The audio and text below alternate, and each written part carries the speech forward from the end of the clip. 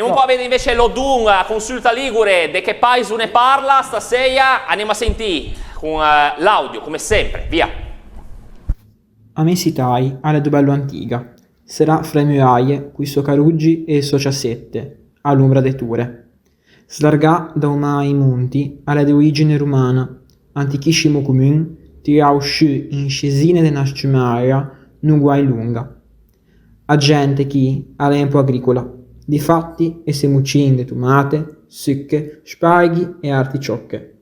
E fare attenzione, se non gai da fa, come si dice, non stai a venire. Quello è un paese dove si parla così, cerchiamo di scriverlo. Il regista vuole aiutare tanto, tanto, sai anche in bianco e negro questa foto, ma per chi conosce un po' Arrivea, insomma, avendo visto questa fotografia se capisce già un po' di ciò, Carolina? Allora, da casa scrivono Sanremo come posto della parlata. Poi ci sa rispetto a Zena. Abbiamo aggiunto e aggiuntiamo questo è un angolo che non si può definire in monumento a cielo aperto perché è un locale a Roma, fa parte della vita culturale di questo paese, di questa città.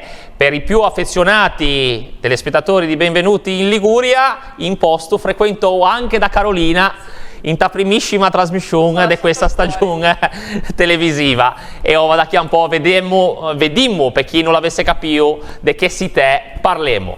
A città Carolina l'è?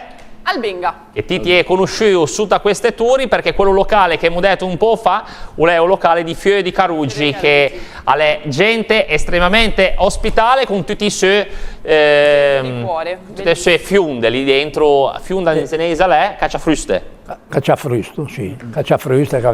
E gli altri lì fanno una collezione che Carolina la sperimentò dal vero e questa è l'immagine bianco e negro dell'Odun.